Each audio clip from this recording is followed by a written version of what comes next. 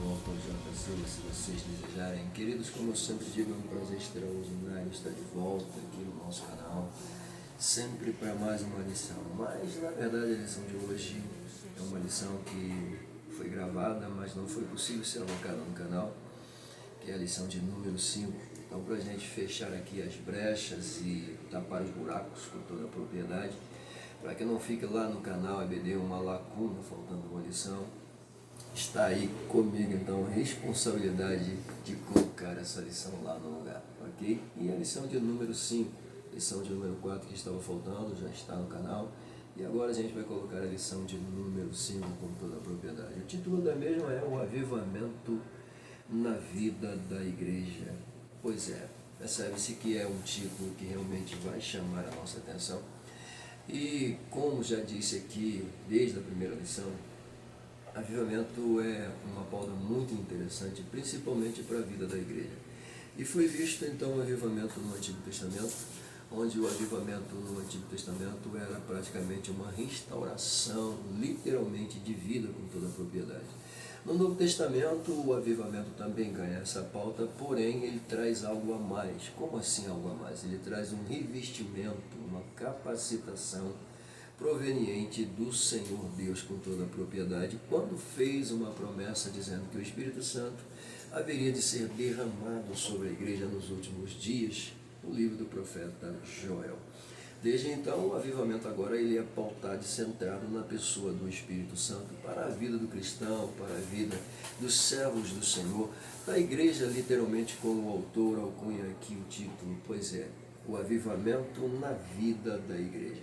Essa pauta aqui diz que o avivamento na vida da igreja com toda a propriedade é essencial, e é o que a gente vai ver dentro da lição. Então, antes da gente começar aqui a deixar as pautas e as aplicações com toda a propriedade, meus agradecimentos. Primeiro a Deus, porque sem Ele nada disso seria possível. Aos meus líderes aí à frente da IBD Adelphi, ao nosso pastor-presidente, a vocês lindos e perfumados professores e professoras, motivos e razões pelos quais a gente se preocupa em trazer sempre pautas e aplicações, claro, nossos amigos que nos acompanham aqui no canal IBD Adelphi, lá no meu canal pessoal, pastor J. Silva, muito obrigado, a presença de vocês é muito importante.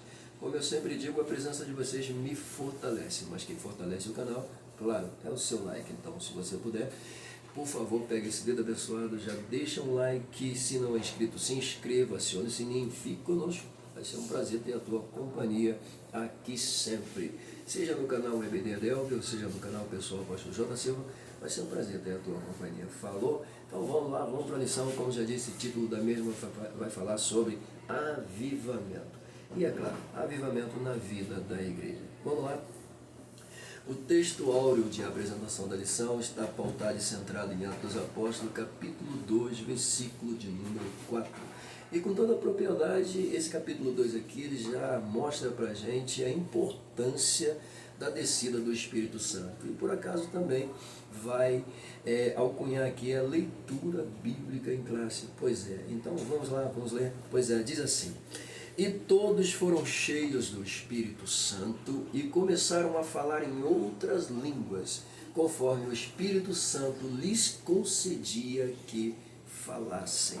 Olha que coisa interessante, né? E todos foram cheios do Espírito Santo. Isso é lindo. Bom, a verdade prática do autor diz o seguinte: ao longo dos anos, com toda a propriedade, a igreja experimenta, ao longo dos anos a igreja experimenta ou vem experimentando, com toda a propriedade, o avivamento, por meio tanto do batismo com o Espírito Santo, quanto pelas manifestações dos dons espirituais, ok? Então, as manifestações dos dons espirituais, e a evidência, literalmente, que é o batismo com o Espírito Santo, são pautas que caracterizam literalmente o avivamento, proclamado pelas Escrituras, ovacionado até mesmo pelos profetas, que no caso Joel, com toda a propriedade, Isaías mencionou a manifestação do Espírito Santo. E é claro, com toda a evidência, isso aqui serve-nos de pauta e, é claro, de segurança e de fé com toda a propriedade. Então, queridos, vamos lá. A nossa leitura diária, são 6 descrições, mas Eu tomei a liberdade de separar 4 aqui. Eu vou citar apenas as 4. Por quê, pastor? A primeira, por exemplo, ele vai colocar aqui dizendo que Jesus ensinava. A terceira, ele vai falar que Jesus cooperava. Então, veja bem, se eu estou focado para falar do avivamento sobre a igreja, então eu vou centrar a igreja aqui, ok? E são as 4 que eu vou colocá-las aqui para vocês. O primeiro, tá, dessas 4 aqui, o batismo no Espírito Santo é para os salvos, ok? Fechou. Tá? A quarta, a perseverança dos primeiros crentes. São pautas isso aqui que realmente merecem a nossa atenção. E quando a gente entra dentro das escrituras, principalmente da história que envolve essas 2 apresentações, a gente vai ver algo tremendo acontecendo, tanto no batismo com o Espírito Santo, e quanto nesses crentes que estavam perseverando, mesmo em meio ao fogo acirrado das perseguições, eles continuavam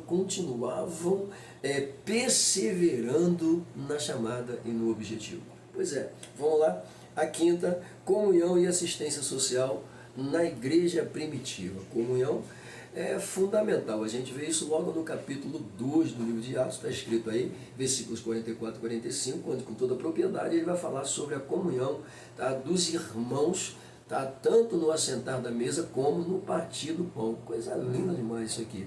Tá? E assistência social, com toda a propriedade, é prestar socorro, ajuda, com toda a evidência. Fechou? A última aí, tá, a descrição, ele coloca aí, fazer tudo para a glória de Deus. Simples assim, ok? E, é claro, se o Espírito Santo veio com essa finalidade de glorificar o Cristo, qual é o papel, tá, do servo do Senhor que somos, dos servos do Senhor que somos nós? Fazer o quê? Glorificar a Cristo, ok? A glória não é para mim, a glória é para Ele, ok? Muito bem, aí a gente sai e entra dentro da nossa leitura bíblica em classe. A leitura bíblica em classe, como disse, ela está pautada aqui no capítulo 2, versículos de 1 a 13, pois é, do livro de Atos. E é claro, com toda a propriedade, a gente vai ver aquele momento clássico do movimento pentecostal acontecendo com a descida do Espírito Santo. Escrito está, e cumprindo-se o dia, veja bem, cumprindo-se o dia de Pentecostes, estavam todos reunidos no mesmo lugar, pois é, e de repente veio do céu um som como de um vento veemente e impetuoso, encheu, né, todo o lugar. Algumas traduções dizem dessa forma, mas aqui está escrito, encheu toda a casa em que estavam assentados. Mas vamos lá. E foram vistas por eles línguas repartidas como que de fogo, veja bem, as quais pousaram sobre cada um deles. E aí o versículo 4, que está inserido aqui no nosso textuário, continuando a leitura, diz o seguinte, e todos foram cheios do Espírito Santo, e começaram a falar em outras línguas, conforme o Espírito Santo lhes concedia que falassem. Ok? E aí, daí por diante a leitura vai falar sobre judeus que habitavam em Jerusalém, sobre uma cúpula de religiosos adversos, tanto da casa quanto de fora, que estavam naquele momento clássico que era a festa do Pentecoste. Vai falar de uma multidão de pessoas provenientes de algumas regiões e ali alocados, porque a festa do Pentecoste era uma festa que atraía as multidões. Era uma festa de graça, de louvor, de gratidão, de agradecimento. E isso chamava muita atenção, tá, da circunvizinhança e de pessoas até mesmo de longe. Tanto é que dentro da apresentação dos que ali estavam, vinham até romanos provenientes de longe. Veja bem, vamos só dar uma lida aqui. Portos, olha só, medos, elemitas, os que habitam na Mesopotâmia, Judéia, Capadócia, Ponto e Ásia, tá? Frígia, Panfilha, Egito, partes da Líbia, tá? Junto a Cirene, forasteiros romanos. Entendeu aqui? Claro, não termina aí, tem mais ainda, tem cretenses, tem áreas, é muita gente que está ali. E o que é mais interessante disso aqui é que esse povo que está ali na festa do Pentecostes, tá, vai presenciar um momento clássico em que as portas do templo vão se abrir. E quem está lá dentro? Os 120 crentes aproximadamente, todos eles tomados pela efusão do Espírito Santo, pela manifestação do Espírito Santo. E detalhe, quando eles assistem a cena, eles pensam, vem cá, parece que estão bêbados. Tá? Mas até aí automaticamente alguém, não, calma aí, não está bêbado não. Eles estão falando aí em nossas línguas, e a gente consegue entender o que eles estão falando. Mas eles não são judeus? São, ué. Mas como é que pode? E detalhe, eles estavam ali falando e glorificando a Cristo, falando do que aconteceu com Cristo, e eles estavam entendendo.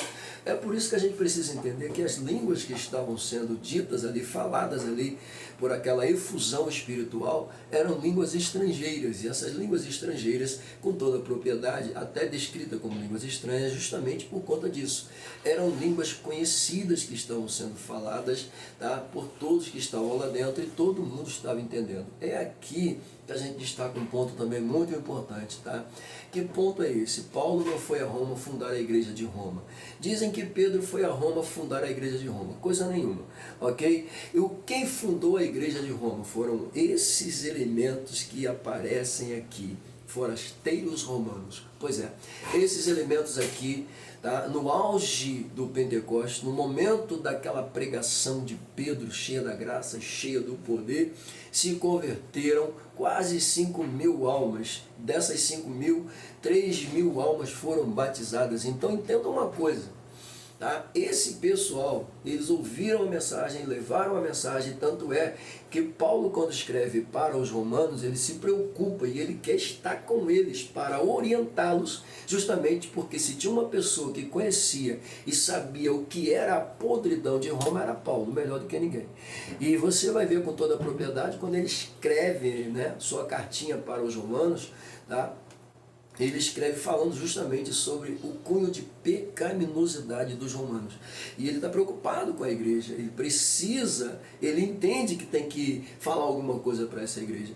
Tanto é que a pauta que ele escreve, que é o livro romano, Carta aos Romanos, tá, é considerado o quinto evangelho, com toda a propriedade, porque dentro desse livro, Jesus ele é o tema central da restauração de uma mudança radical de vida, com toda a propriedade. É um Paulo orientando, é um Paulo ensinando, é um Paulo preocupado com uma igreja que tinha fama, que tinha nome e que estava centrada justamente no centro de Roma. Pois é. Pois bem, isso aí fica só para cunho de informação, a gente sai da leitura, não precisa nem falar mais nada sobre ela, e a gente chega então naquele plano de aula do autor. Pois é, plano de aula do autor traz para a gente aqui alguns pontos que merecem a nossa atenção. Sempre dou uma atenção à introdução, falo dos objetivos e pego alguma coisa da motivação. O restante a gente deixa por conta dos professores. Pois bem, aqui quando a gente chega dentro da introdução, tá, o que me chamou a atenção dentro dessa introdução, e detalhe, está muito parecida com a introdução da lição propriamente dito, ele vai dizer o seguinte: o avivamento produzido por intermédio do Espírito de Deus, tá? O avivamento produzido por intermédio do Espírito Santo, tá? Lá no livro de Atos, pois é, capítulo 2, com toda a evidência, faz jus a uma promessa, tá? Que dizia respeito aos crentes, tá? Daquele tempo presente. Promessa essa feita lá no livro do profeta Joel, com toda evidência. Ok? Esse avivamento, segundo o autor dentro da sua introdução, do Espírito Santo, com toda a evidência, trazia vida para a igreja local, dinamizava a obra desses crentes com toda a evidência, e tudo isso era para a glorificação do nome do Senhor.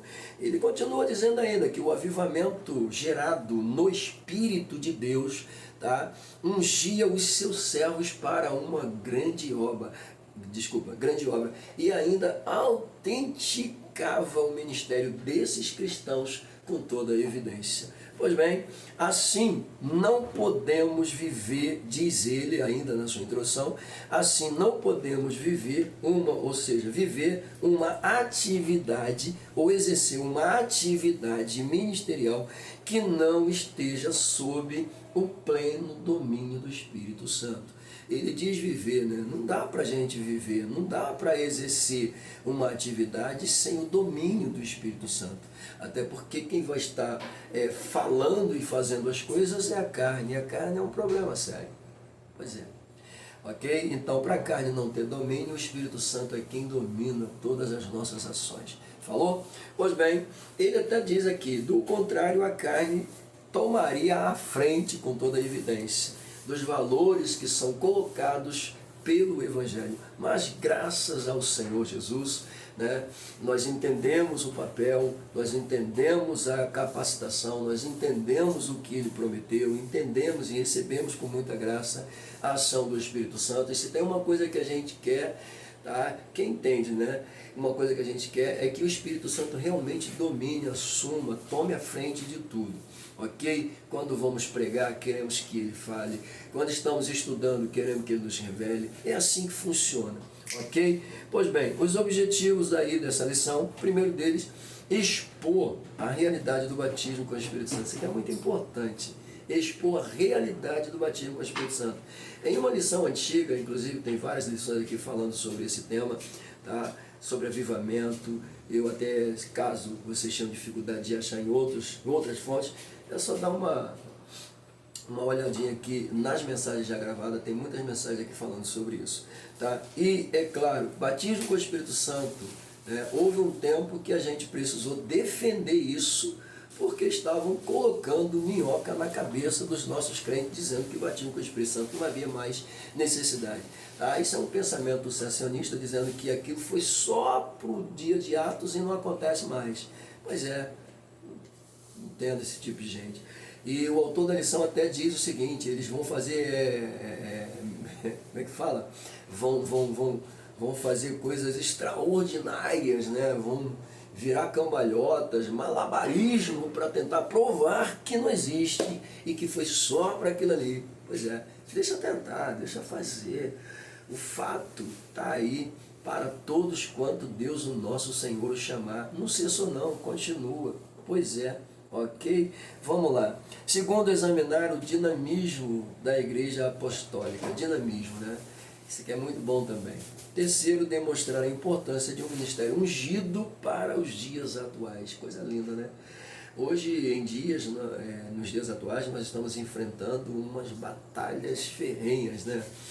E são batalhas assim, de cunho pessoal, atacando você diretamente, é coisa de louco. E a gente precisa dessa unção, precisa dessa capacitação, precisa dessa restauração, precisamos desse avivamento, literalmente, para lidar com essas atualidades loucas e doidas que a gente está vendo. Uma coisa frenética, loucura, loucura. Tá, vamos lá. Bom, na motivação, eu separei aqui também um ponto, porque eu achei interessante a gente falar sobre isso. Ele vai falar que a igreja apostólica ela foi bem sucedida no ministério da proclamação do Evangelho, a igreja apostólica. Lembrando que quando ele fala da igreja apostólica, ele fala da igreja primitiva, literalmente, tá? A igreja que Cristo colocou em evidência sobre a terra. Essa é a igreja que ele está falando. Pastor, mas eu não faço parte dessa igreja? Claro que faz. Tá? Eu costumo dizer que o livro de Atos, né, ele possui 28 capítulos, automaticamente o 29º ainda está acontecendo, o livro não fechou. Ou seja, nós estamos inseridos aí dentro da história da igreja com toda a propriedade. Mas vamos lá, a igreja apostólica foi bem sucedida, foi feliz, foi bem-aventurada no ministério de proclamação do Evangelho. Pois é, por quê, pastor? Porque estava sob o domínio do Espírito Santo. Lindo demais isso aqui. Tá? Essa igreja estava imersa, diz o autor, no Espírito de Deus, mergulhada no Espírito de Deus. É assim que devemos estar. Pois é.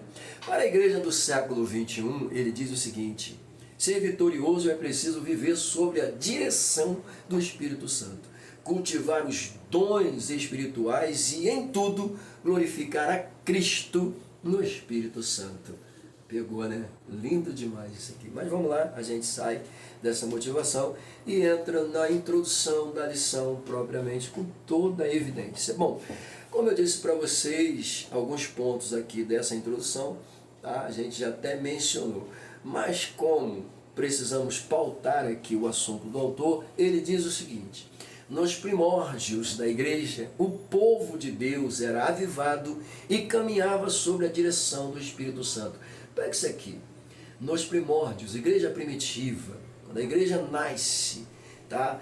Ele diz que essa igreja esse povo de Deus aqui, que compunha essa igreja, tá, caminhavam avivados no poder do Espírito Santo, na direção do Espírito Santo. Pois é, na autoridade, na graça do Espírito Santo.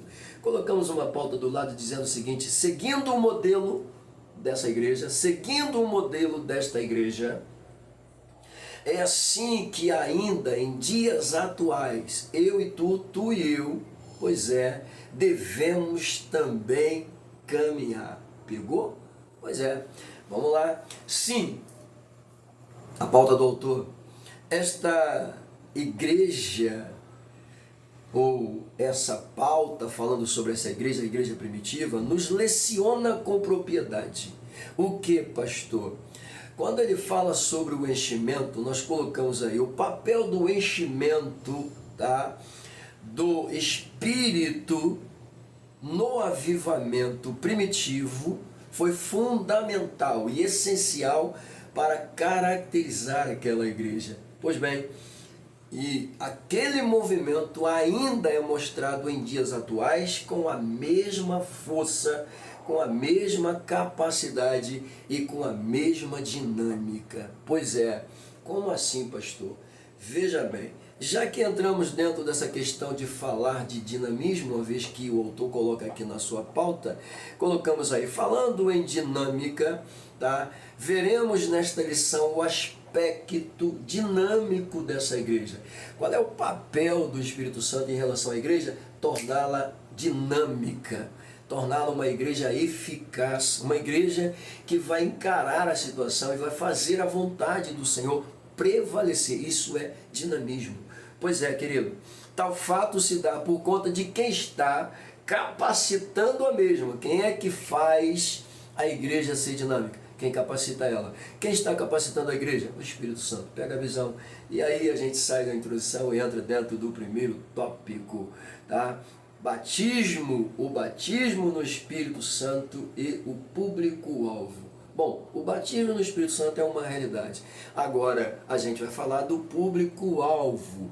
Por que é preciso falar desse público-alvo, pastor? Veja bem, o ponto de número 1 diz que a chamada é abrangente, tá?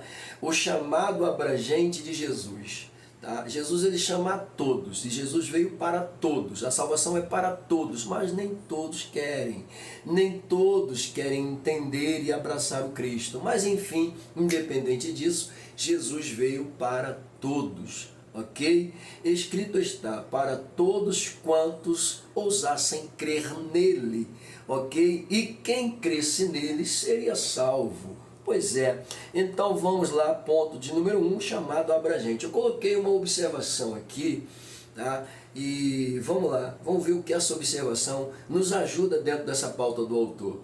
Tá? A primeira ideia deste avivamento, segundo a profecia joélmica, senhoras e senhores, é abrangente. É o que você vê literalmente na profecia de Joel.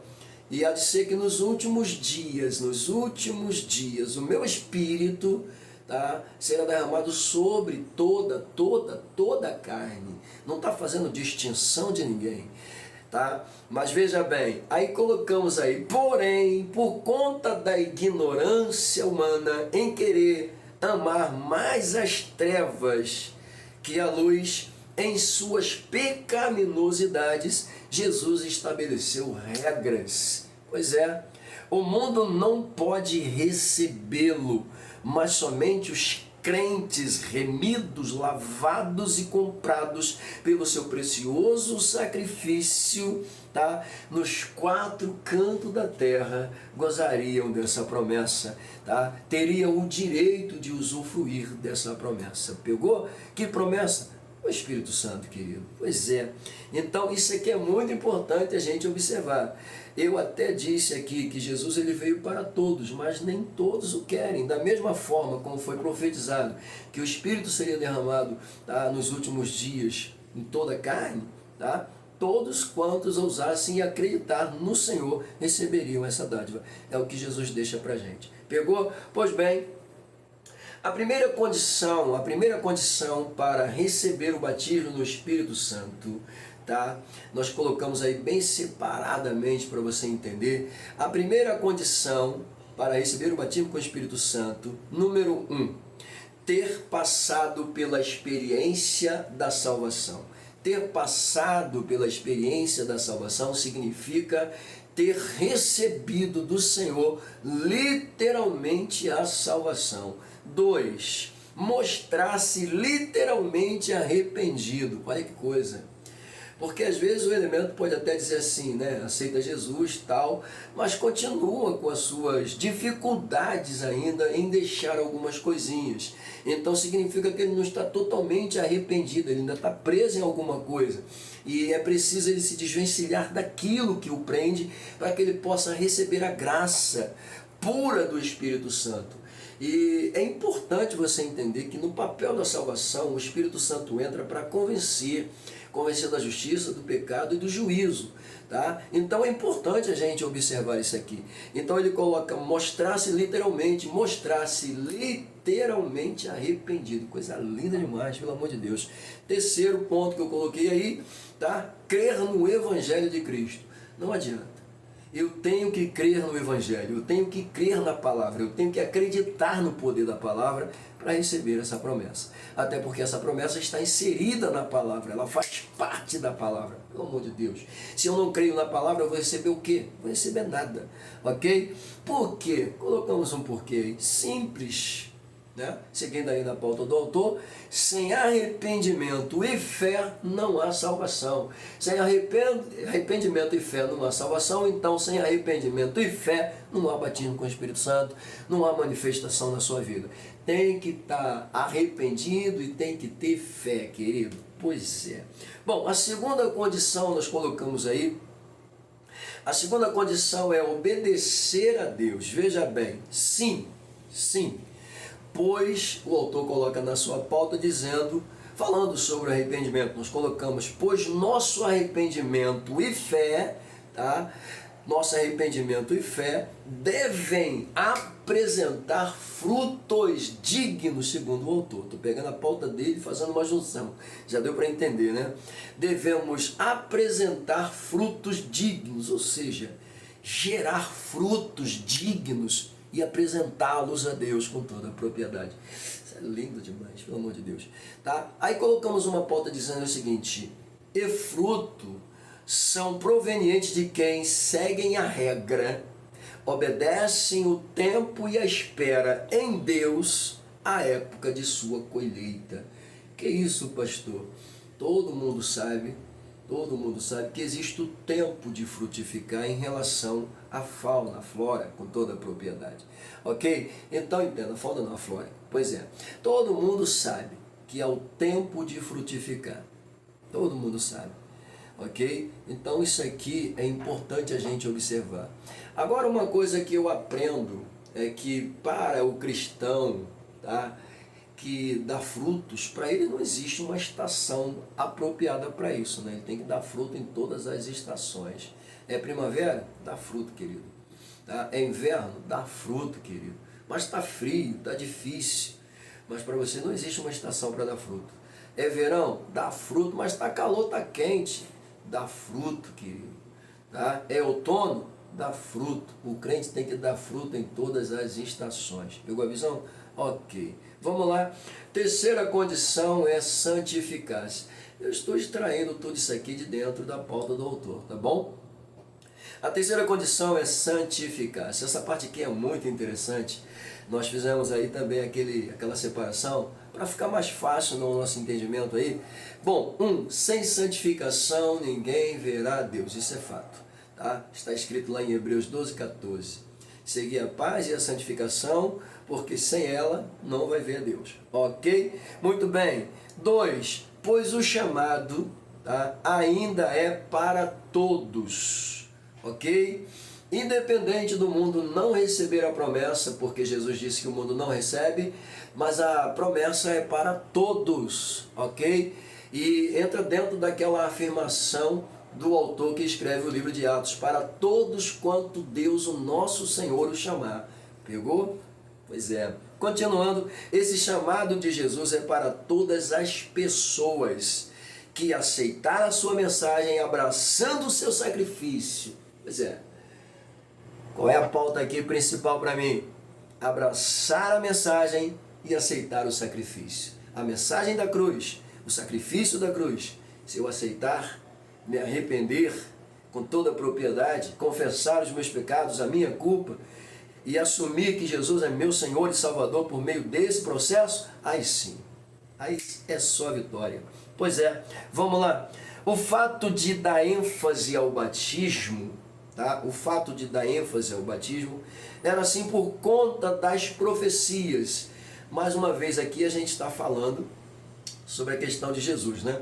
O fato de dar importância, ênfase ao batismo, tá? Foi por conta das profecias, mas também em Jesus para evidenciar, tá? Ainda mais o seu ministério, o seu papel e a sua obra. Pois é, o autor coloca aqui com toda a evidência e eu entendi o que ele quis dizer, né?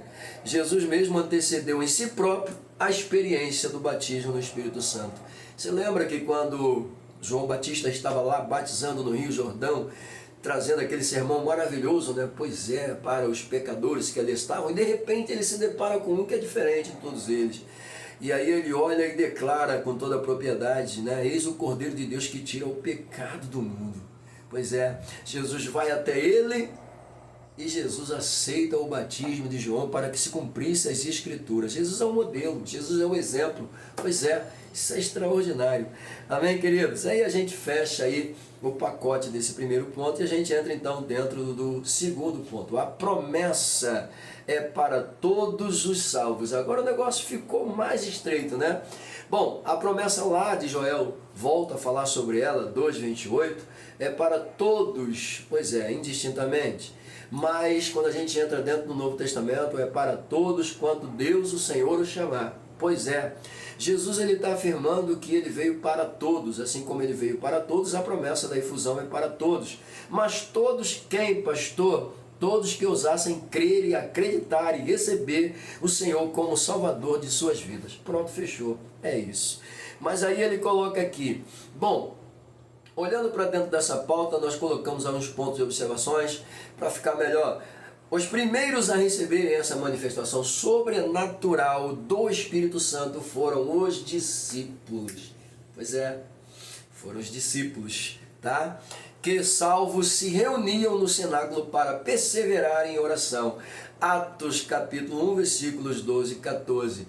Perceba que no Evangelho de Lucas, Jesus, antes de subir, de ascender aos céus, ele declara aos seus discípulos, dizendo para eles ficarem em Jerusalém até que do alto fossem revestidos do poder. Pois é, agora nós estamos entrando dentro do livro de Atos dos Apóstolos, capítulo de número 1. Nós temos uma igreja orando, reunida com toda a propriedade, para que logo no capítulo 2 venha acontecer a efusão do Espírito Santo como prometido de fato e de direito. Ok? Bom, eles esperavam o cumprimento da promessa feita por Jesus, Atos 2:1, tá? Temos ainda conforme versículos 4, 5 e 8, é só para você dar uma lida caso você queira, tá? E de repente o Espírito foi derramado sobre eles, como já vimos na leitura bíblica, tá? Os que estavam reunidos, assentados na casa, receberam a graça, a manifestação. Ao final do segundo capítulo, diz o autor, o apóstolo Pedro afirma que a promessa diz respeito a vós, tá? A vossos filhos e a todos os que estão longe, e tanto quanto Deus, o nosso Senhor, chamar. Eu gosto disso aqui. Eu gosto disso aqui, tá? Pedro está trazendo à tona o quê? A profecia de Joel. Pois é, ele está colocando em evidência o que Joel profetizou, dizendo para todos que ali estavam pasmados, espantados, alguns pensando que eles estavam bêbados, outros não, cara, não está bêbado não, o que é isso? Eles estão falando aí nas nossas línguas. Pois é, estão glorificando a Deus, falando de um Cristo, e aí o mistério acontece. Isso é lindo demais. Vamos lá. Assim o texto bíblico atesta, né? Assim o texto bíblico atesta a abrangência atemporal e perene da promessa. O batismo no Espírito Santo é para todos os salvos e em todas as épocas, culturas e geografia. Olha que coisa interessante. o autor fecha a sua segunda pauta aqui dizendo que, seu segundo ponto, né? Ele fecha aqui dizendo que a promessa do Espírito Santo é para todos, em todos os tempos, em todas as épocas, desde o início da igreja primitiva até o presente momento. Então, para esses faladores, né, cheios de falácias aí, tá, querendo cessar o ministério aí, os cessacionistas, mas foi só para aquele dia, não acontece mais. Falácia, pelo amor de Deus. Uma vez eu lecionando um tema sobre isso, eu falei para vocês que tem lições aqui, pois é. Lecionando, eu fui brabo, falei, pelo amor de Deus, não, respeita. A gente acredita, se você não acredita, é problema de vocês, mas a gente acredita na efusão, na manifestação. O Espírito continua atuando até os dias atuais. Que papo é esse que foi só para aqueles dias, não acontece mais? Se o sobrenatural está aí, faladores, pelo amor de Deus. Eu faço minhas palavras do autor. Ficam aí fazendo malabarismo para provar que não é. Tenso para eles. Vamos lá, terceiro ponto. O engano dos cessacionistas. Pois é, são esses elementos. Falar sobre esse povo aqui é complicado.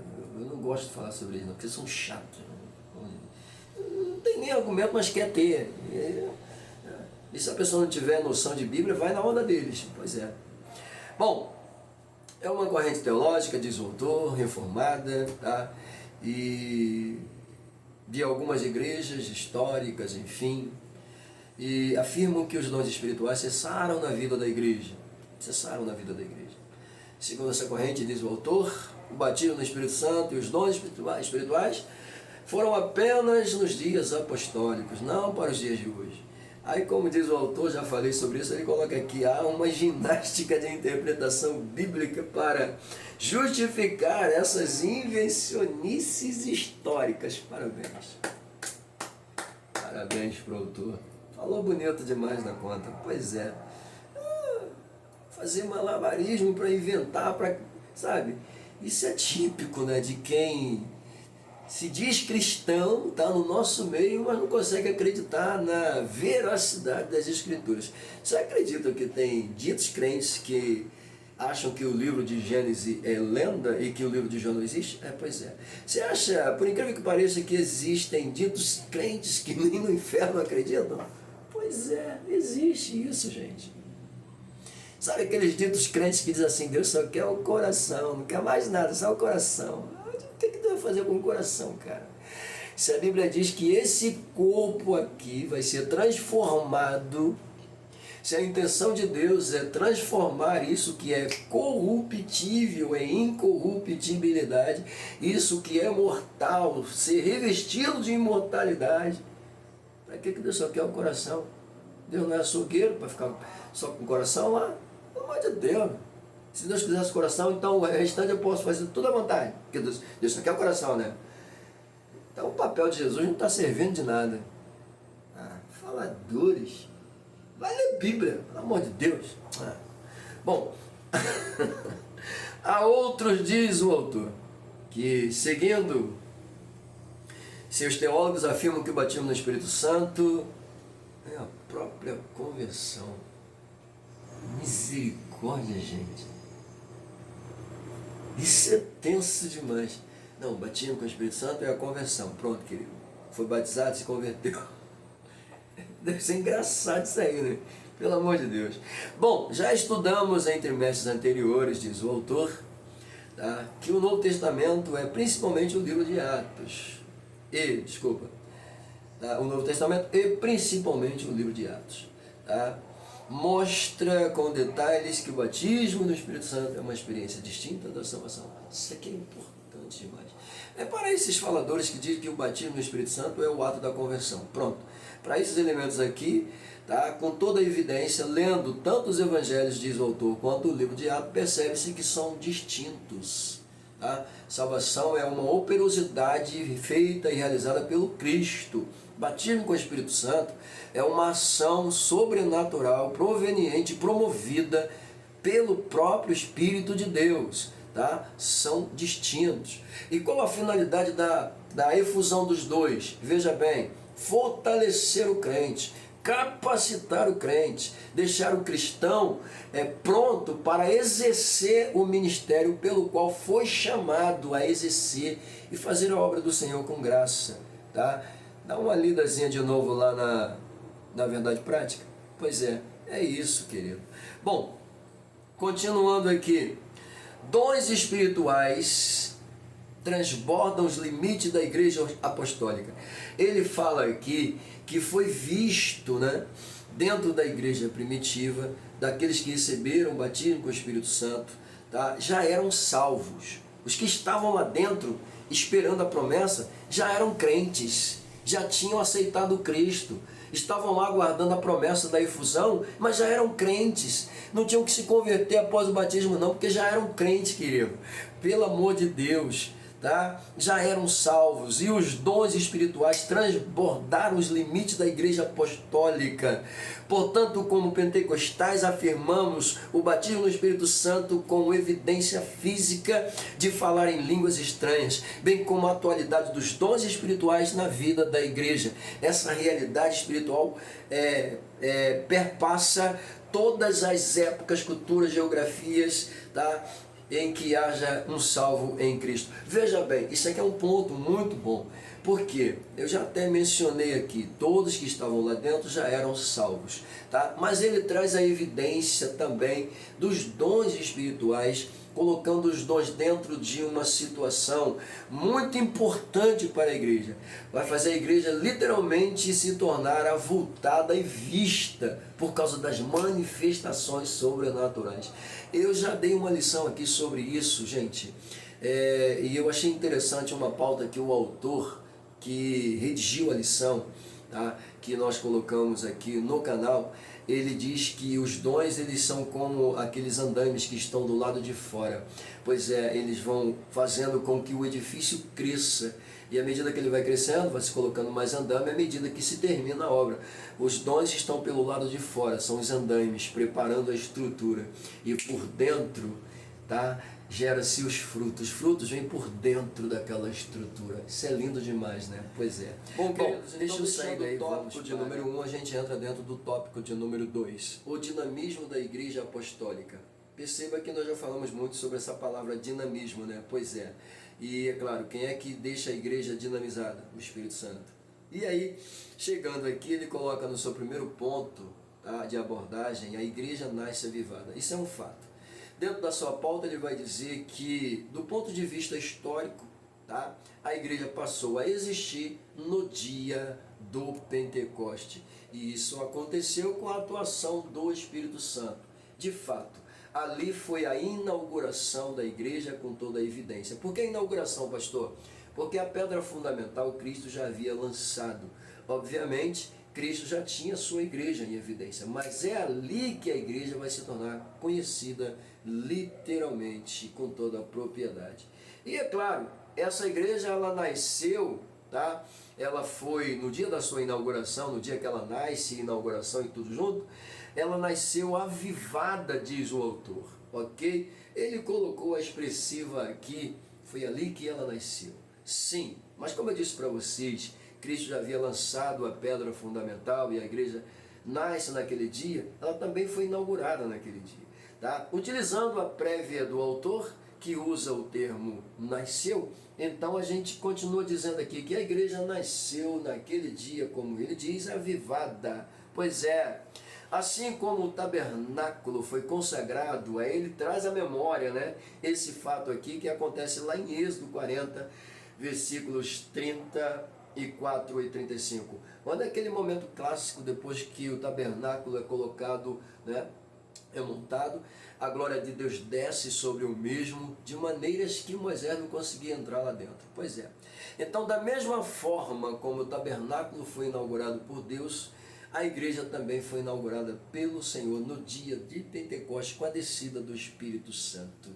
Coisa linda, né? O autor coloca aqui, a igreja foi consagrada pela descida do Espírito Santo. Portanto, ali no Pentecostes, o Senhor da igreja iniciou o maior avivamento da história da humanidade. Sim, a história do avivamento, como eu disse, da restauração, da renovação, começou a acontecer a partir daquele momento que a igreja foi inaugurada, consagrada com toda a propriedade. E nasceu debaixo de fogo, viu? Vamos lá. Ponto 2. A igreja depois do Pentecoste. Bom, a igreja depois do Pentecoste é uma igreja que possui sinais. É uma igreja que possui maravilha nas mãos. É uma igreja que possui a ação do Espírito Santo e está sendo direcionado por Ele. Aliás, direcionada por Ele com toda a propriedade. Ele coloca aqui os sinais do poder de Deus. Nos Atos dos Apóstolos podem ser resumidos assim: conversão e batismo, os quais eram frutos do avivamento espiritual em Jerusalém. Coisa tremenda, de fato, né? Quase 3.000 almas sendo batizadas, quase 5.000 almas conversas, tudo por conta desse poder que foi manifestado naquele dia. Então, a igreja depois do Pentecoste passou a ser literalmente uma arma poderosa na mão de Deus, sobre a direção do Espírito Santo. Tá? Ele diz aqui que havia temor, havia sinais, havia maravilhas. Tá? A igreja ela tinha um cuidado especial com os irmãos carentes. Olha que coisa tremenda. Tá? O avivamento espiritual, tá, da igreja apostólica, diz o autor, revela um profundo compromisso em duas esferas. Vamos lá. A esfera espiritual, trabalhando com piedade, palavra e oração. Tá? E a esfera social, trabalhando com comunhão, suprindo as carências de quem precisava. Isso é lindo, né? E aí a gente fecha o pacote e vai para o terceiro tópico. O ministério ungido para os dias atuais. Vamos lá? No primeiro ponto aqui, não unção do Espírito. A pregação deve ser acompanhada de poder, diz o autor. Eu concordo com ele. Deve ser acompanhada de poder, sinais e maravilhas. Tá? Deve ser. E esses sinais, eles podem ser manifestos por meio da salvação de vidas, com toda a propriedade. Pastor, como é que esses sinais se manifestam? Salvação de vida. Tá? Podem ser manifestados por meio de salvação de vida, principalmente. Pastor, mas o batismo também é sinal, mas salvação de vida principalmente. Tá? Curas divinas. Demônios sendo expulsos, pessoas sendo libertas, enfermos sendo curados, tudo isso é sinal, tá, que acompanha e segue essa igreja ungida pelo Espírito Santo. Para terminar essa sua primeira apresentação, o ministério avivado ungido pelo Espírito Santo é indispensável à missão da igreja nestes dias. Pegou a visão? Pois é. Número 2, autenticado por Deus. O ministério ungido o ministério ungido não se desenvolve apenas por intermédio de instrumentos formais e acadêmicos. Vamos lá. Bacharel em teologia? Mestre em teologia? Sim. Tá, tudo bem. Mas o meu conhecimento teológico, tá, ele não me dá a unção do Espírito Santo. Não me dá a unção. Ele não desenvolve uma unção na minha vida. Tá, ele me ajuda, tá, mediante a unção que eu recebi, a ser um canal, um instrumento com toda a propriedade, por conta do meu preparo psicológico, tá? Do meu preparo acadêmico. Tudo isso é importante, mas esse preparo aqui, ele não é nada sem a unção do Espírito Santo. Ele não é nada sem o poder do Espírito Santo. Tá? Ele é terreno, tá? Não vai mudar em nada a minha vida. Apenas me enriquecer, ou quem sabe me dar alguns confortos melhores, mas nada disso. Ok? Então, o ministério ungido não se desenvolve apenas por intermédio de instrumentos formais e acadêmicos, tá? Dentro dos padrões hermenêuticos, exegéticos e homiléticos, não. Tudo isso é importante. Eu gosto de falar de homilética, eu gosto de falar de hermenêutica, tá? Eu amo falar de exegese, eu gosto disso, faz parte da minha vida. Se tem uma coisa que eu gosto de lecionar é a hermenêutica, a arte da interpretação. Isso é lindo demais. Falar sobre a arte de sacar, extrair, trazer à tona aquilo que está oculto por meio de uma exegese, isso é extraordinário. A facilidade de lidar com o sermão sendo aplicado de forma que todo mundo compreenda e entenda a homilética, é lindo demais, pelo amor de Deus. Mas hermenêutica, exegese, homilética, meu curso de mestre em teologia, de bacharel, de doutorado, nada é sem o Espírito Santo. Ah, meu Deus do céu, isso é extraordinário. Eu te amo, Deus. Que é isso? Eu não preciso nem continuar mais aí. Vocês fiquem à vontade, vamos pro 3. Tá? Glorifica a Cristo. Vamos lá. Qual é o papel, tá, do ministério avivado da igreja, do crente em si? Veja bem, a obra que eu faço, ela tem um objetivo: glorificar a Cristo. Lembrando que Jesus, ele disse que o Espírito Santo glorificaria Ele. Então, se o Espírito me movimenta, me leva, me conduz, tá? Sinais e maravilhas acontecem, curas acontecem, almas se convertem, pessoas são alcançadas pelo dinamismo, pela forma como o Espírito Santo me usa. Significa uma coisa: quem está sendo glorificado é Cristo. Cristo merece toda a honra e toda a glória. Não absorva para você. Não absorva para você. Tá? A glória não é sua, a glória é dele, a glória é para ele. E se tem uma coisa que o Espírito Santo quer que você faça, é isso: glorifica ele. Tá? Você está sendo usado por causa dele, você está sendo canal por causa dele, você está sendo um instrumento por causa dele, porque foi ele quem te salvou, foi ele quem te escolheu, foi ele que te chamou, foi ele que te capacitou, foi ele que me deu a você. Ah, pelo amor de Deus, pega a visão. Ministério ungido pelo Espírito Santo, glorifica a Cristo e não o homem. Pega a visão, ok? Não por acaso nosso Senhor declarou que a missão, já disse, do Espírito Santo era glorificá-lo. Assim, toda a mensagem do Evangelho e atividade sobre a direção do Espírito Santo deve glorificar a Cristo. Pega isso, entenda isso, por favor. Toda atividade, toda atividade. Pois é. Por que a gente precisa falar isso? Porque tem gente transformando cargos em trabalho dentro da igreja. E eu não posso transformar o que o Senhor me dá, me capacita. Existem os cargos que realmente são trabalhos, tá? Mas eu não posso pegar aqui a minha pauta de pastor, de presbítero, de diácono, de evangelista e transformar isso numa profissão, numa função, numa função para... Não. Existem os cargos de trabalho lá, existe, né? Vou nem ficar falando aqui, mas misericórdia. Mas mesmo essas pessoas que trabalham em cargos aqui, que recebem cargos para administrar a igreja, deve ter na sua cabecinha aqui que tudo é para honra e glória do nome do Senhor. Porque, o pastor achou bonitinho, botou você lá. Não, negativo. Foi o Senhor que direcionou. Ok? Porque se uma pessoa vai para um lugar sem a direção de Deus, vai fazer besteira. Então, quando Deus direciona, Deus ele se responsabiliza. Ok? Então, vamos lá.